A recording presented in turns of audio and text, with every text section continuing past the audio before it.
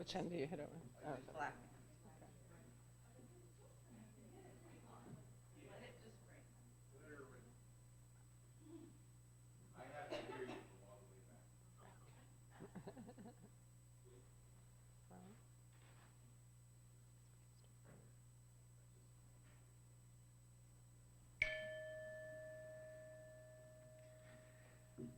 Welcome.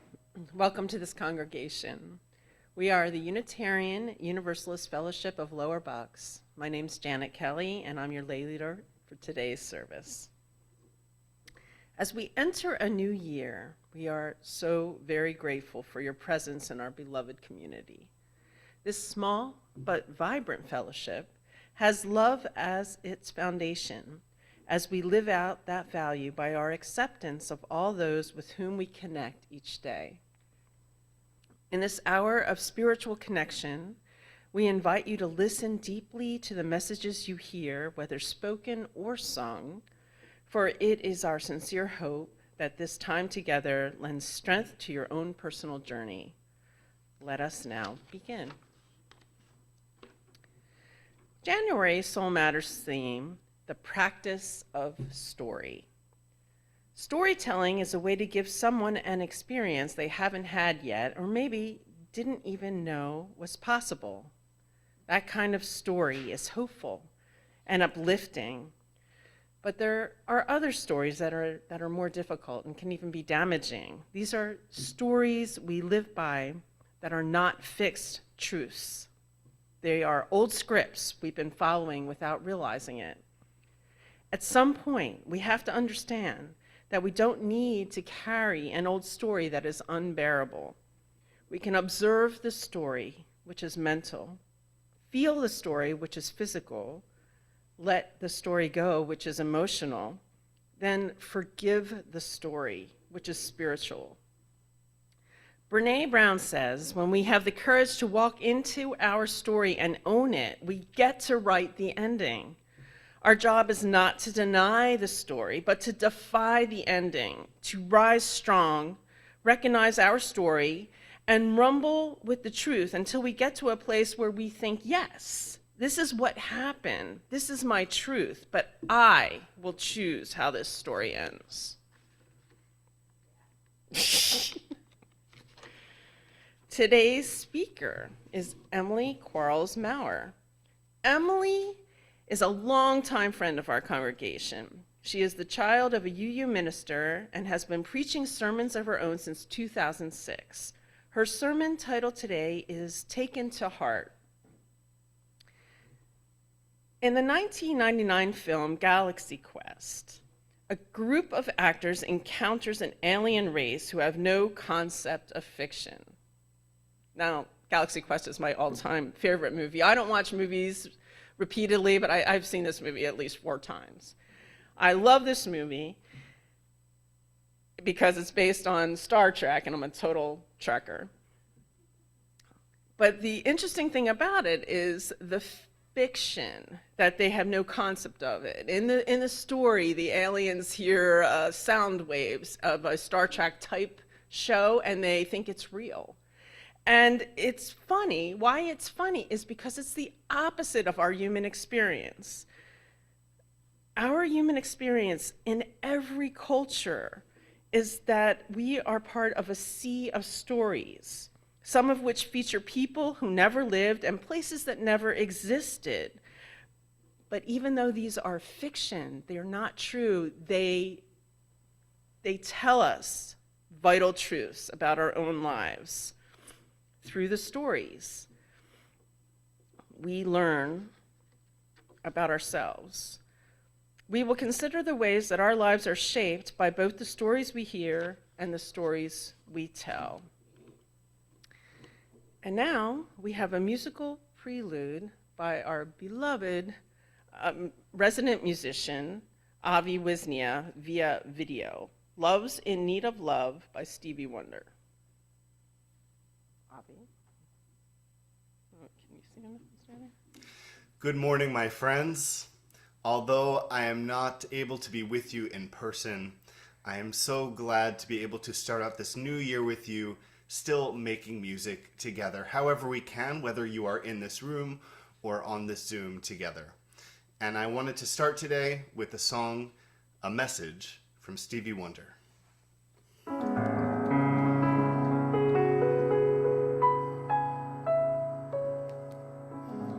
Good morning, all my friends.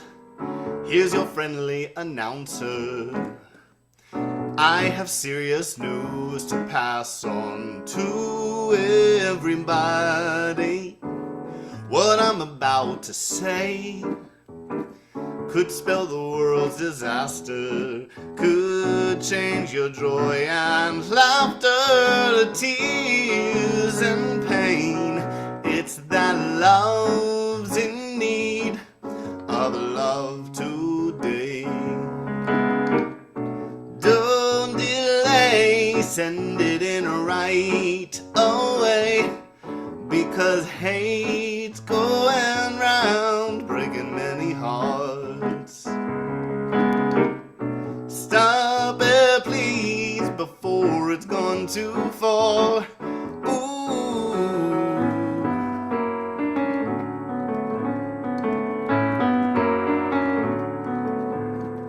The force of evil plans to make you its possession, and it will if we let it destroy everybody. We all must take precautionary measures. If love and peace you treasure, you'll hear me when I say it's that love's in need of love today. Don't delay, send it in right away, because hate's going round, breaking many hearts. Stop it, please, before it's gone too far. You know that love's in need of love today. Don't delay, send it in right away, because hate's going round, breaking many hearts. Stop it, please, before it's gone too far.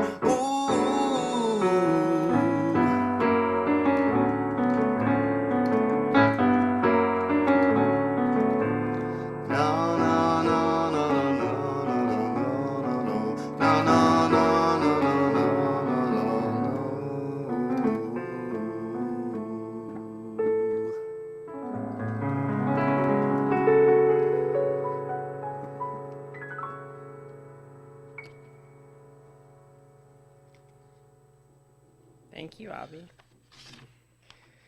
And now I would like to invite Donna Ermer up to light the chalice while I read our opening words. Thank you, Donna. This chalice is for the living, the changing, the becoming. This chalice is for losing the script of your life, the chapters about who you are in other people's stories. This chalice is for the lost GPS that was supposed to show you how to get where they expected you to go. This chalice is for skipping the directions, coloring outside the lines, painting not by number, but by silence, by wild abandon, with a brush you made yourself from light deep inside. Startling, vivid, a new voice that already knows you. Finally, a true story. Lee Kimvey. Thank you. And now, please welcome Emily Quarles Mowrer with the message for all ages.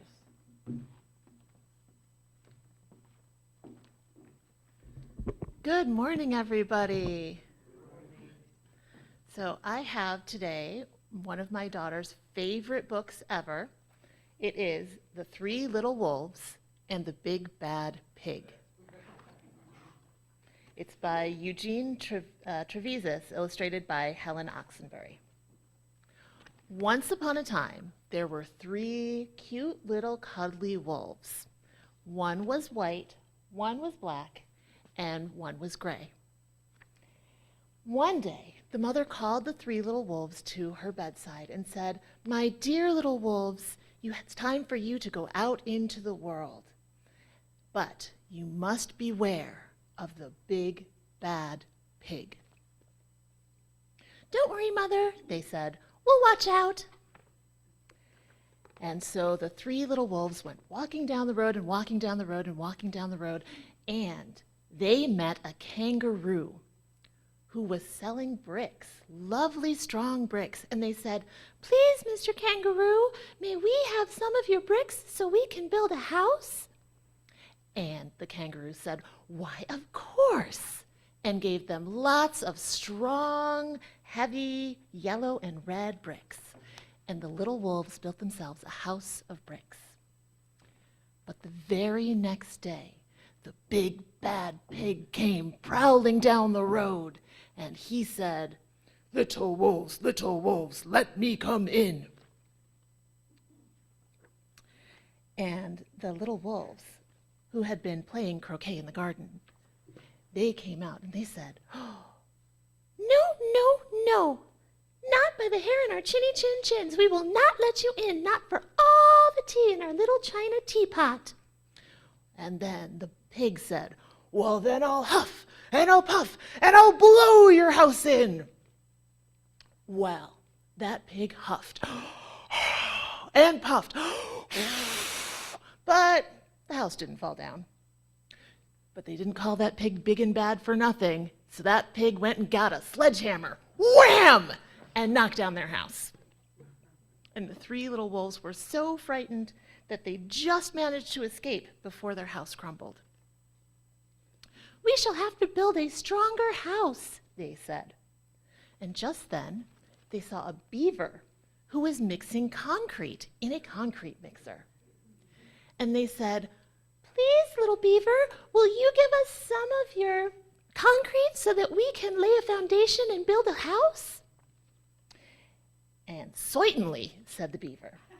And he gave them buckets and buckets and buckets full of messy, slurry concrete.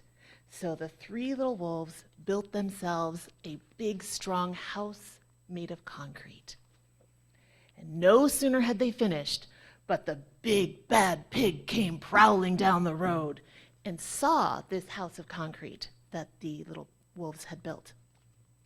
And they were playing some badminton out in their little yard, and they saw the Big Bad Pig coming down the road, and they ran into their house and they shut the door, and the pig came over, rang the bell, ding dong, and said, "Little pigs, little wolves, let me in."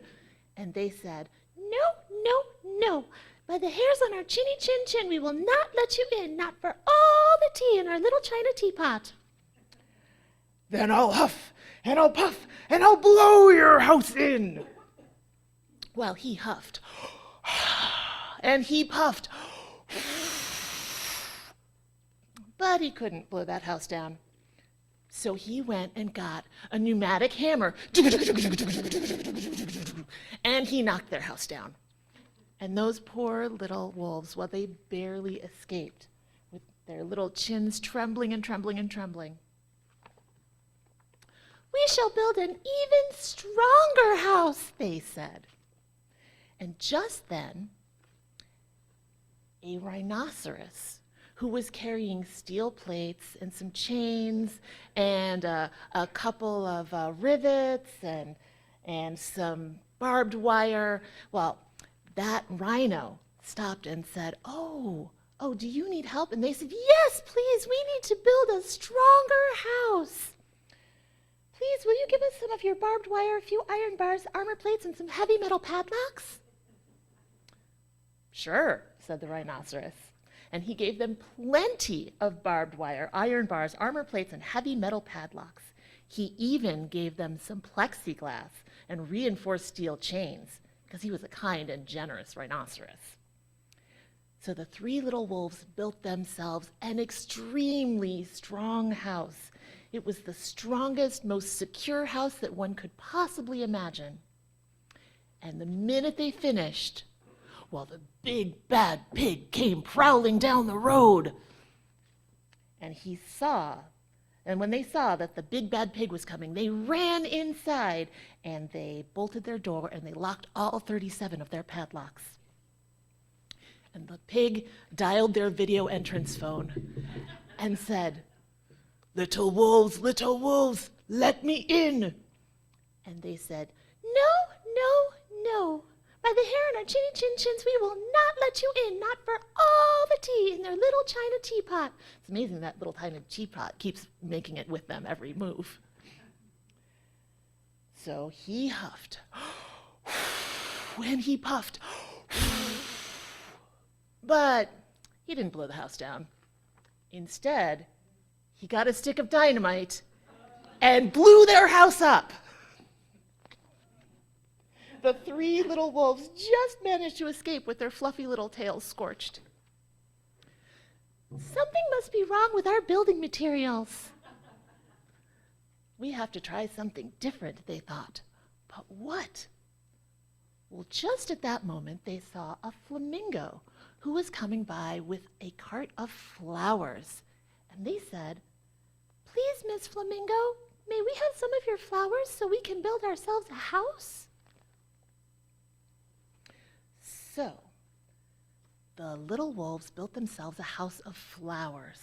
One wall was of marigolds, one was of daffodils, one was of pink roses, and one was of cherry blossoms.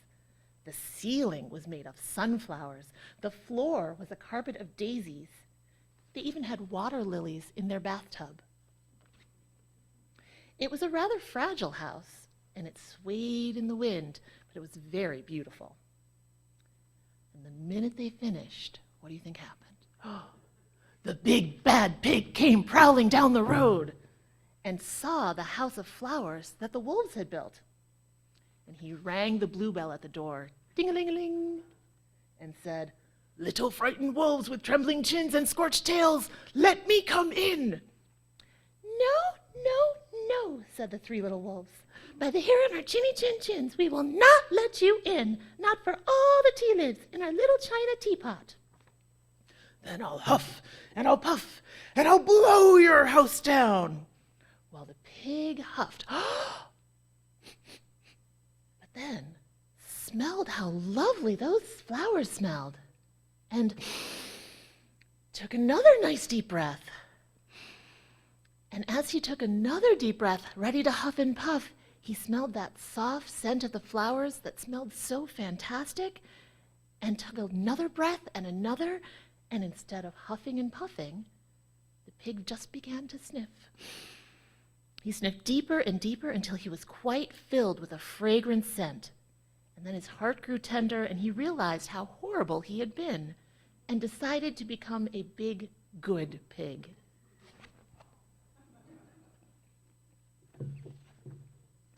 At first, the three little wolves were a bit worried. It might be a trick.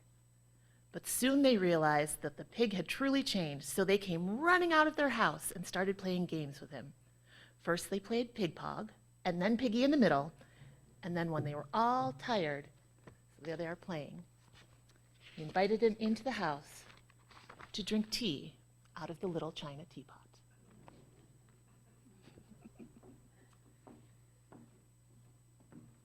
Thank you, Emily, for feeding our inner children. So glad we have the story for all ages for us.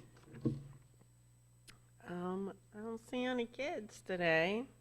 So although there are no children here today, we're going to sing to wish peace to all children, wherever they are. Please join me in singing Go Now in Peace. Go now in peace, go now in peace. May the love of all surround you everywhere, everywhere you may go. Okay. January's shared plate recipient is Reach Out Foundation, a safe and supporting environment for individuals with mental illness or addiction disorder and or homelessness. They are now a drop-off location for Code Blue participants. This program provides homeless people a place to be during the day, Monday through Friday. Donate today via offering or visit uuflb.org to see other ways to donate. Thank you for your generosity.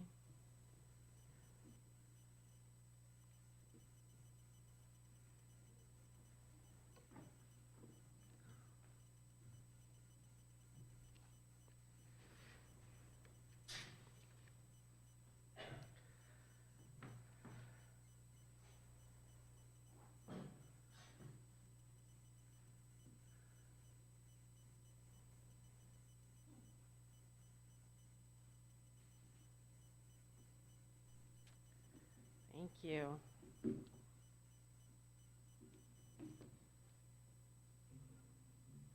Your donation, given with love, is received with gratitude. Thank you so much.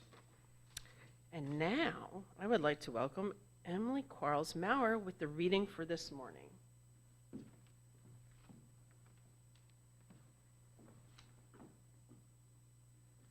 So today's reading for big people comes from Roller Skating as a Spiritual Discipline by Christopher Buse. It's called Dead White Males. Feminists reject the presentation of Western history as a story of DWMs, or dead white males. The point is valid. I cannot condemn all dead white males categorically, partially because, well, this author, I expect I will be one in the fullness of time. Women scholars remind us that the world looks different through female eyes. One of my favorite feminist thinkers is my 6-year-old daughter, Sarah. She is a born feminist. Since birth, she has been educating me about how girls see the world. From her earliest years, she has questioned the way things are. When I was reading a book to her at bedtime, she would ask, "Where are the girls in this story?" Her question forced me to think about things. It made me realize that there is indeed a shortage of powerful women characters in early childhood books. Often the women characters serve as mere window dressing to the actions of the powerful men. My daughter has never approved of that aspect of children's literature. And so sometimes when I am reading, Sarah will ask me to change the gender of one of the main characters of the story in order to make things more inclusive. And I am happy to comply with that request, even though I sometimes end up a bit tongue-tied in my efforts to do so. Some might question my willingness to perform a sex change operation on a fictional character. Doesn't this interfere with the artist's intent? Maybe so. And yet I see this action as an effort to make the world a better place. It's my effort to respond to my child's questions and concerns, and to open up her imagination to a world of new possibilities. One day I will no doubt be a DWM. Until then, I can do my best to make things more fair for my daughter and other strong women of the world. And one of the reasons that I really loved telling you guys this story was because I remember coming here and your RE director at the time told the story Giraffes Can Dance with they-them pronouns. And that was the first time I had ever heard somebody use a story that inclusively. And I was like, wow, because I was confused for like the first 2 times they referred to they. And I was like, oh, that is so great. And so that made me think of this.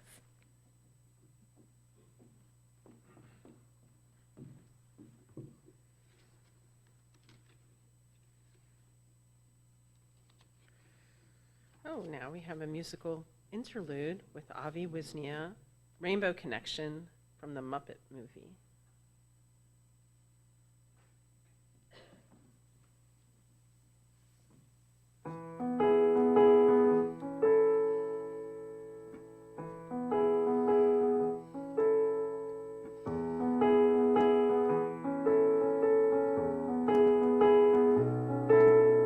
Why are there so many songs about rainbows and what's on the other side? Rainbows are visions, but only illusions. Rainbows have nothing to hide. So we've been told, and some choose to believe it. I know they're wrong, wait and see. But someday we'll find it, the rainbow connection, the lovers, the dreamers, and me.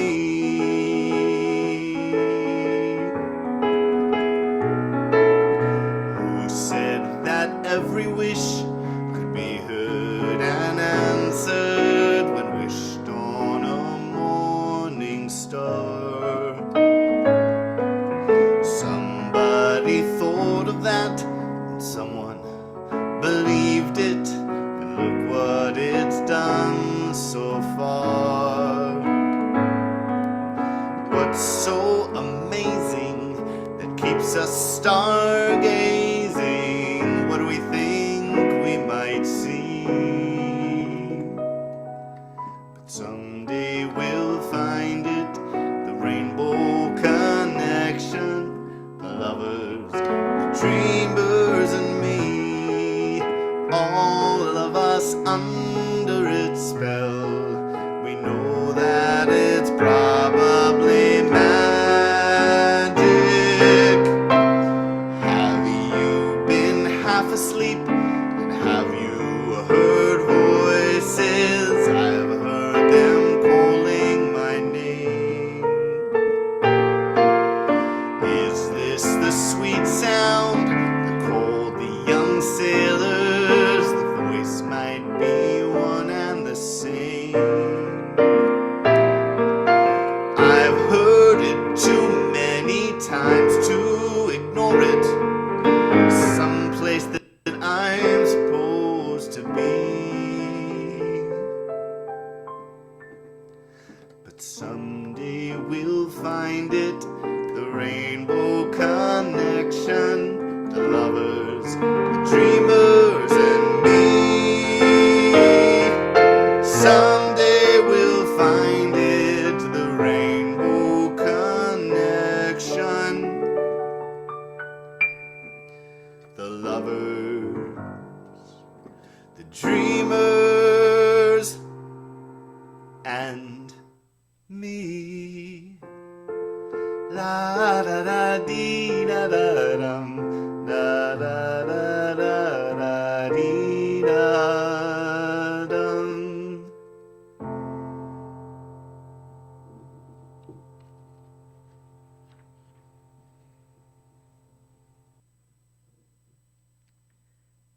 And now let us welcome back Emily Quarles Mowrer with her sermon, Taken to Heart.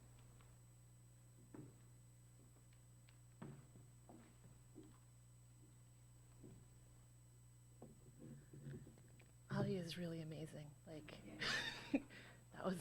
that gave me chills.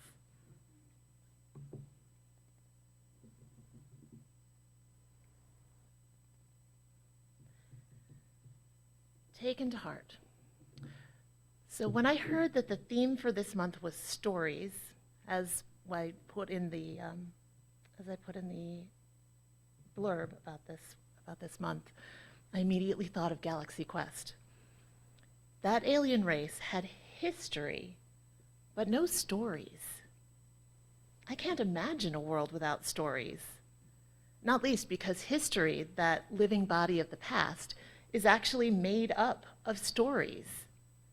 There's that old line that says, like, history is written by the victors, and it's true. Like, most of you know that most of what we know about the past is written from the point of view by the people who had the power to write it. And those are the people whose stories live on. Those are the fragments that we find. Those are the things that get passed down.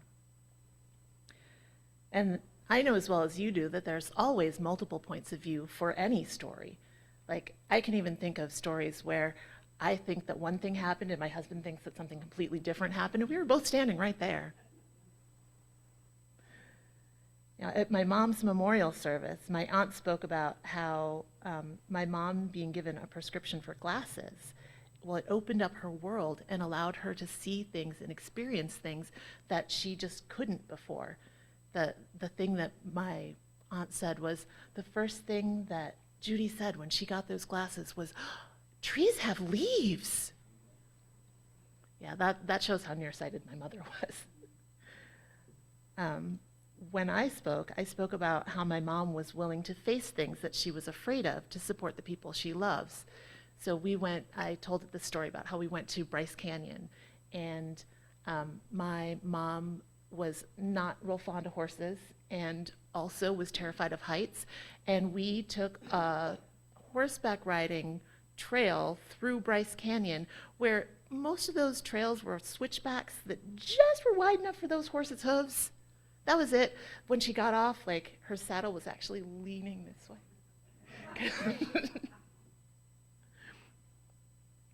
My mom's partner spoke about my mom's endless well of compassion and how even when she was having difficulties with people, she would surround them with light in her mind as a way to remember that every person is special and every person's point of view is worth being honored.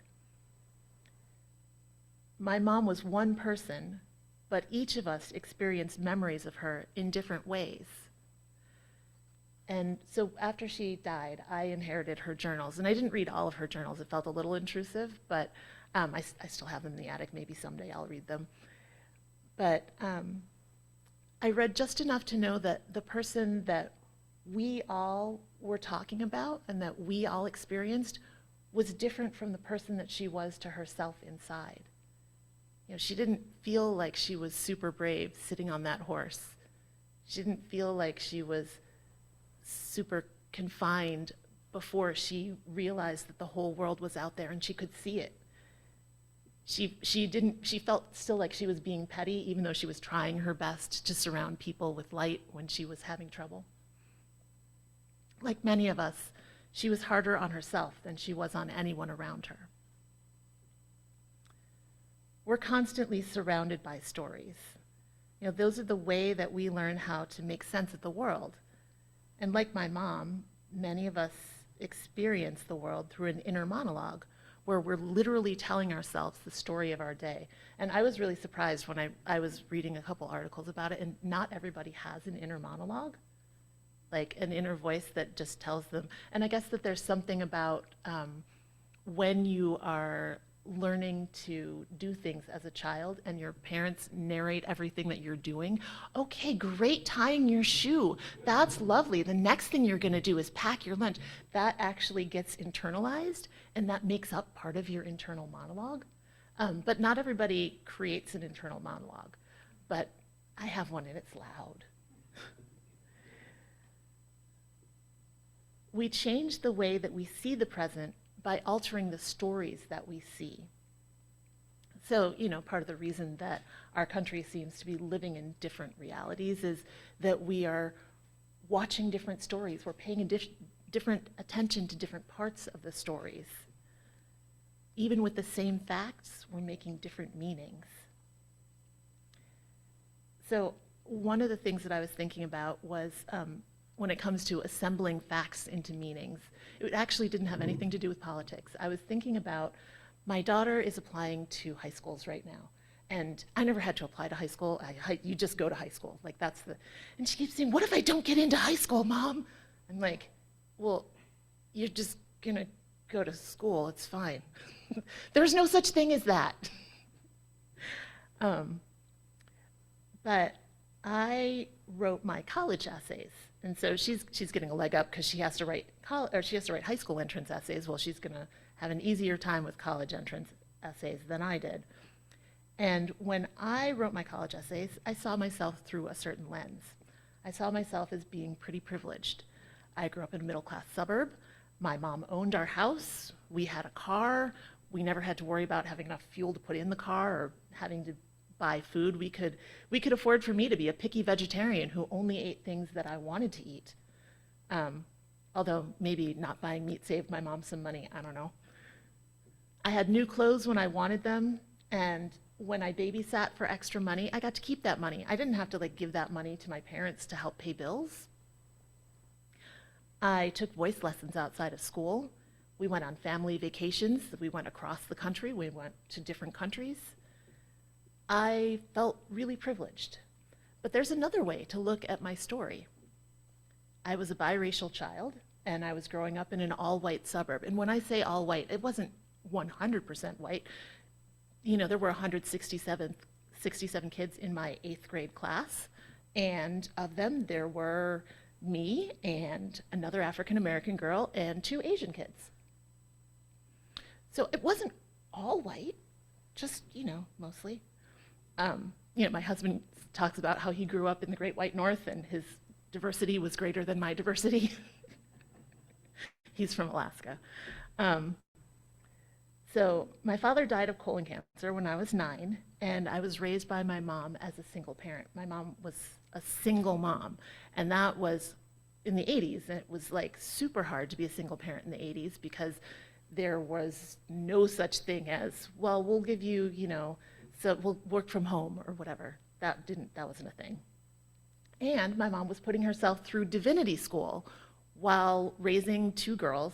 My sister's older than me, so it was a little easier because she didn't have to worry about childcare. Like, if she had to be somewhere, my sister could watch me, which usually meant, yeah, I'm watching, you're in your room, right? Bye.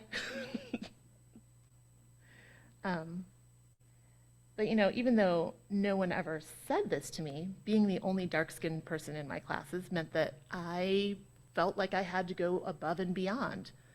I was lucky to be smart, but I actively cultivated being quiet, polite, ladylike, and hardworking.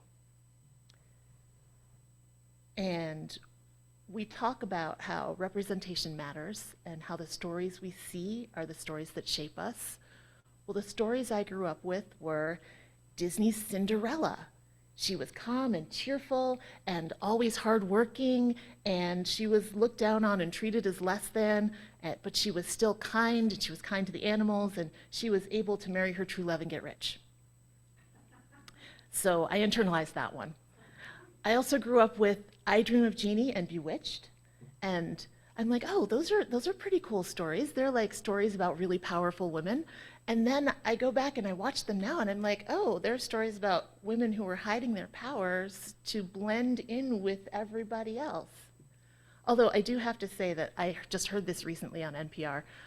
Samantha from Bewitched, she actually was wearing her own clothes, which is why that character wore pants.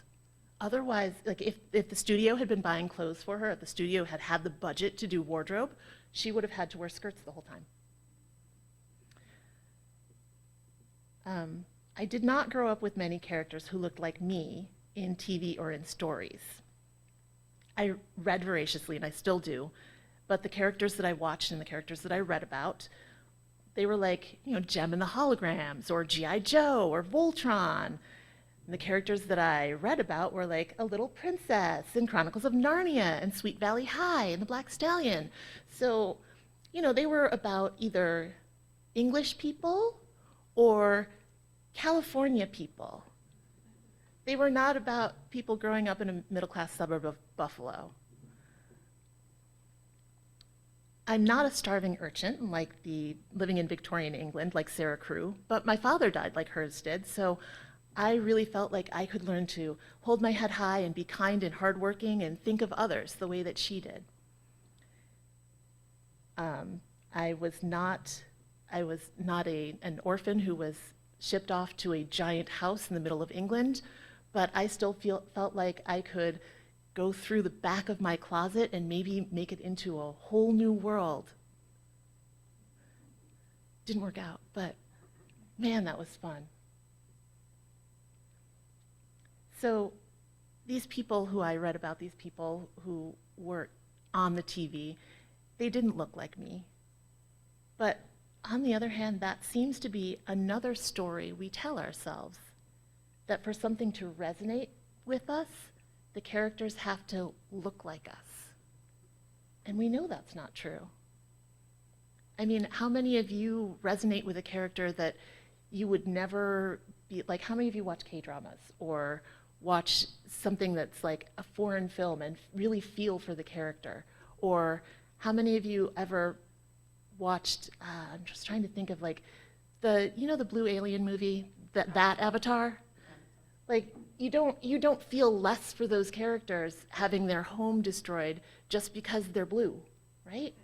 I mean, we all learned in Sesame Street, like watching Sesame Street, that everybody is okay and everybody has feelings, even if you're a monster like Grover. Hello, everybody. Makes my kids like freak out when I make that when I do that voice. Or if you're a monster like Elmo, you can still have feelings and you can still connect. And I think actually that's part of the reason Sesame Street was so amazing and connected with so many kids, because it was something where you didn't look like the person who was in the story, and you weren't going to, and it was fine.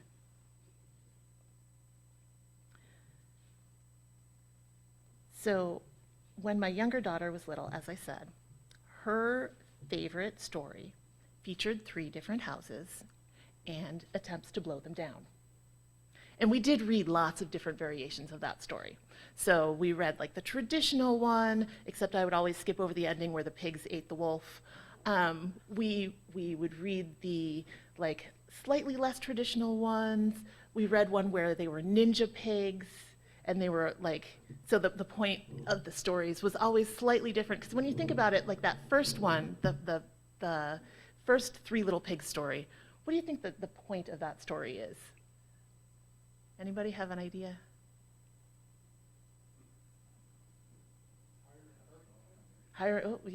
Strong foundation, hire an architect. Like if you build something and you build it well, it will stand the test of time and it will keep your enemies out, right? And so oh yeah. Another one is never give up, never surrender.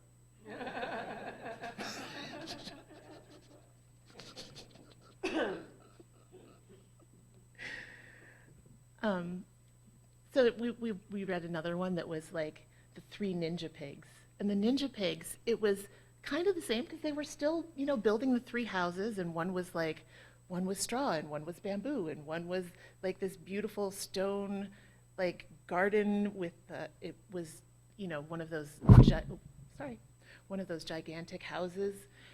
But the point of that one was more, if you keep working, because they one of them quit, the first one who built the house of straw, well, he quit at white belt. He showed up and then was like, meh. And then his older sister quit at like brown belt. She was like, I'm good enough now. And then the last one, like the youngest sister, well, she worked really hard and she got her black belt. And not only was she able to trounce the wolf when the wolf tried to extort money from her, but she was also able to found her own dojo. And so like that one, that has kind of a work hard and keep trying, keep at it, and never give up. And you'll defeat your enemies. But the one that my daughter liked the most, she made me, like, I wasn't actually reading that book some of the time, I was just like telling you the story. She made me tell that story every night for 4 months straight. 'Cause I think she liked like the but the point of that story is not defeat your enemies. It's if you treat your enemies with open arms, they turn into friends. And I thought it was awesome that that was the story she wanted to hear over and over and over again, was that you can make your enemies, you can defeat your enemies, but you defeat them by being kind. So we can tell stories that are, sorry, where is it? Okay, the next thing that I was going to talk about was social scripts. So this whole thing is about like stories and scripts and how we kind of tend to internalize things and then play them out over and over and over again. So for me, I internalized you have to be kind and you have to be very ladylike, and then maybe if you work hard enough, someone will swoop in and solve all your problems for you. That was the story that I internalized. And there are scripts that we have that we internalize in ourselves. Like, there may be a story that you don't even realize that you're following every single day. My mom's story that she felt like she internalized was Heidi, which Heidi with old uncle, like she's kind of outcast from the family, and then she goes back in and she does good things, and then she's rewarded for being a good friend. My husband, he said that he doesn't have like a story that really resonates with him. I would disagree. But that the script that he follows is somebody else always has it worse. You just keep your head down and be grateful for what you have. I personally think that the story that resonates with him is no matter what you do, it's always going to be futile. So his favorite books are like Lord of the Rings, where the person who has the strong ideals gets killed off, or Eddard Stark from Game of Thrones. Yeah, like he was not surprised that Eddard Stark died. He was like, well, obviously he had morals. So we have the internal scripts that are our personal scripts, and sometimes our personal scripts are helpful. Like, it can help that my personal script is keep your head down, keep working. But sometimes our personal scripts are not so helpful. Like a script that says, no matter what you do, people aren't going to like you, or people are going to turn their back on you. Well, if you're constantly looking over your shoulder for that betrayal, well, that script, you're going to accidentally do things that make that script come true. So that's why we have to look at our scripts. But there are social scripts that are just, the things that make sure that when we go to the grocery store, we're just buying our groceries. Like, you don't have to think about your social script for the grocery store. You know that you walk in, you get your groceries, you go to the counter, you check out, and then you walk out. That is a script. That's a standard of behavior that we all know that we have to do to get through the day. There's cultural scripts, which are a little bit more involved. So the way that we go into the grocery store, whether it's, so as an example, I visited my sister in New York City, and I went grocery shopping with her. And I'm from the suburbs. If somebody smiles at me, I smile back. And I smiled at somebody because I was like dancing to the something or other while I was waiting for my sister to pick out her avocado because it takes her a really long time. And then somebody saw me dancing and like smiled, and I was like, ha, ha, ha. Yeah, that was me, sorry. And then that guy followed me around the entire grocery store. I'm like, oh, because I did not follow the cultural norm of don't make eye contact. But that's a cultural norm, and that's a script that we follow. And the fact that I didn't follow the script caused trouble. And it doesn't mean that it's a bad script or a good script. It's just that it exists, and I didn't know about it. I did the wrong one. I did the suburbs one. Sorry. And he was like, oh, I have a chance. Nope. So cultural scripts are like the expected norms that are out there in society that you're not really thinking too hard about, but you swim through them so that sometimes you might not even know that you are acting out a different script from where you are. Like the script in the Midwest might be different from the script on the East Coast.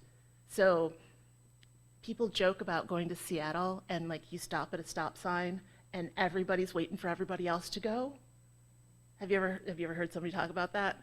Like here, when I'm stopped at a stop sign, I'm waiting for everybody else to go because I know they're gonna. And those are just different cultural scripts. But there are other cultural scripts that are less funny and can be a little more difficult. So cultural and social scripts are beneficial when they increase predictability in interactions and make it an easy frame for communication. So you know how to act when you're in a particular place. And they influence our way of making decisions by aligning social norms. But what if our social and cultural norms are not something that we want to reinforce. So your script can also reinforce a stereotype. Just because it's comfortable to respond in a particular expected way to an expected script doesn't mean that the expected response is always the right one. So, for example, when someone in power says something that's meant as a joke, but the joke falls flat, our expected response is to laugh anyhow. Like, for example, if my boss says something about how, oh, we're all coming in on Saturday anyhow, ha ha ha, and we are not coming in on Saturday, we just, don't necessarily laugh. And okay, that joke just fell flat, that's fine. But what if it was a joke that fell flat because it was racist or misogynistic or just mean? That leaves us uncomfortable. We can't follow our script anymore. That leaves us out there in uncharted territory. That's like when you're at a cocktail party and you don't have any cocktail party stories. So no matter whether we choose to call attention to that failed joke or ignore the failed joke entirely and just pretend it didn't happen, or ignore the injustice and play along, the ease of following that script is not there anymore. In some ways, this talk of scripts is bringing me back to like humor and social change. The more we're exposed to the different cultures and their different points of view and their different scripts, the more understanding we have and the more options we have of scripts to follow. So maybe that joke falls flat, but we've seen another way to respond to that joke that then we don't have to be uncomfortably, oh, I don't know what to do here. We can just switch to, oh, this is the script for what you do when that happens.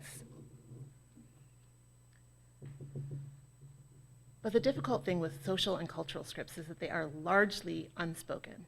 And the penalty from breaking from your script can be harsh. Like if you think about the movie Pretty Woman, when she's at the polo match and she's like, yeah! And everyone's like, she didn't follow the social script for that situation. So scripts and stories can be a useful way to interact with the world, but they can also limit us or reinforce stereotypes. And the best way to handle our scripts is like anything that's a habit, to know they exist, to use them when they serve us, and to go off script and improvise when we need to. And maybe a new generation of people will have a whole new set of scripts to look at. Maybe instead of holding it in like Samantha and Jeannie in I Dream of Jeannie, maybe they will learn to let it go like Elsa. Maybe they'll discover that they too can be capable of defying gravity like Elphaba. And that's my hope. My hope is that we can all learn to let go of our scripts when they don't serve us and learn to fly.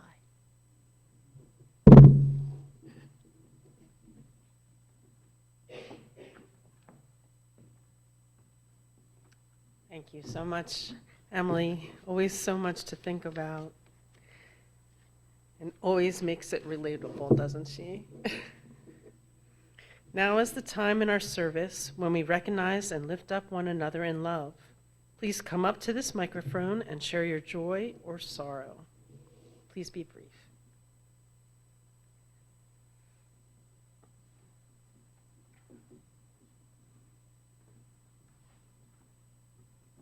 Hello, I'm Jeff Ellis. I'm happy that my niece in their mid-40s is getting married again.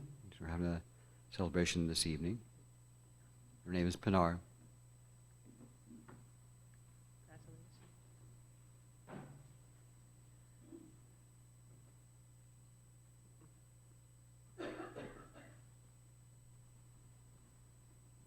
Good morning, everyone. My name is Colleen, and I had all my social scripts changed yesterday.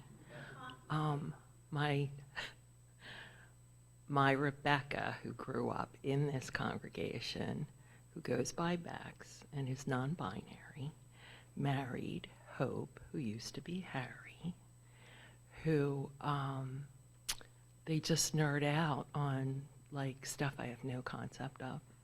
Animation, science fiction, esoteric history,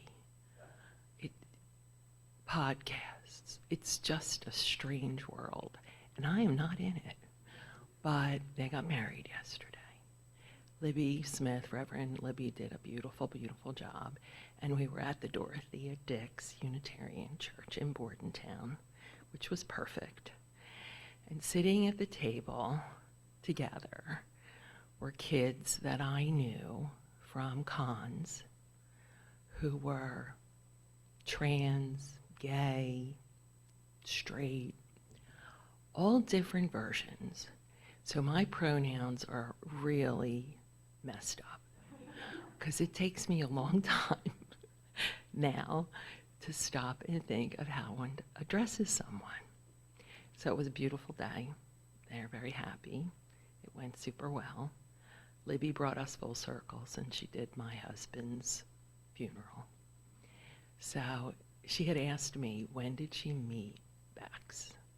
And we were trying to calculate when did Libby start with us, because Bex was like 2 or 3 when I brought her. And we couldn't come up with a number, but it doesn't matter. So for over 30 years, this part of my community has been very important in so many ways. So thank you. Have a great day.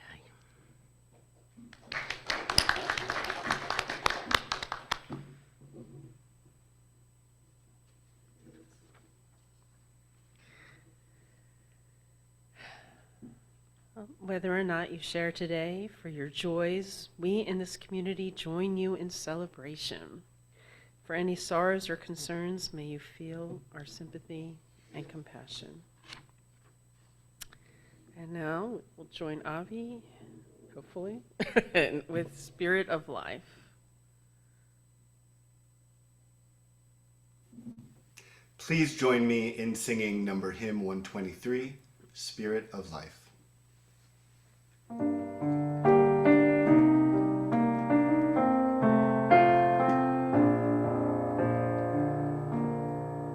Spirit of life, come unto me. Sing in my heart all the stirrings of compassion. Blow in the wind, rise in the sea, move in the hand, giving life the shape of justice. Roots hold me close, wings set me free. Spirit of life, come to me, come to me. Please join me in a meditation. Eternal Spirit of life and love, we come together in your presence today, grateful to be a part of the great story. What a magnificent story it is. Into this great story, into this great tapestry of natural beauty and human endeavor, we can weave in threads of good deeds. Help us, O Spirit, to move this story along and to jolt it every day towards love. Amen. That was Reverend Bob Janice Dillon. Our closing song is hymn number 346, Come Sing a Song with Me.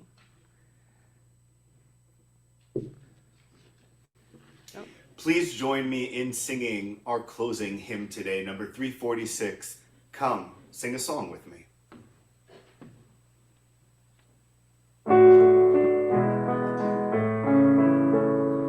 Come sing a song with me, come sing a song with me, come sing a song with me, that I might know your mind. And I'll bring you hope when hope is hard to find, and I'll bring a song of love and a rose in the winter time. Come dream a dream with me, come dream a dream with me, come dream a dream with me, that I might know your mind. And I'll bring you hope when hope is hard to find,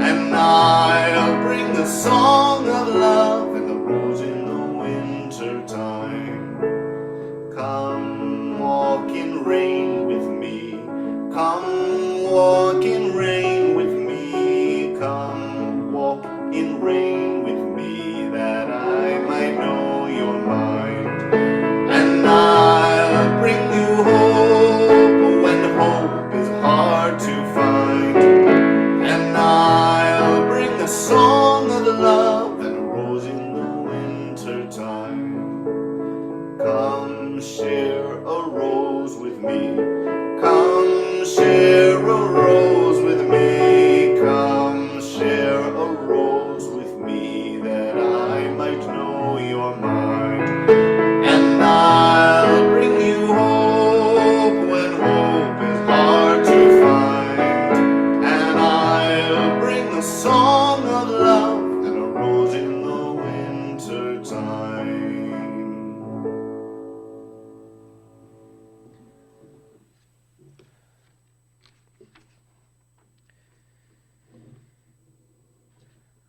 May the stories we create honor our ancestors, prove worthy of our children and our children's children, and tell of connection and compassion in this present moment. That was Reverend Rod Richards. Distinguished chalice.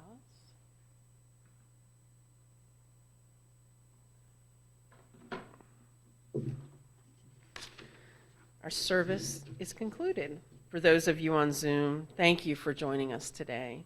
We hope to see you again next week. In the meantime, I would like to thank our friend Emily for a wonderful, wonderful sermon and stories. They filled our hearts. Thank you. For all who are here, please join us in the cafeteria for coffee, fellowship, and conversation. Don't forget to sign up for snack duty.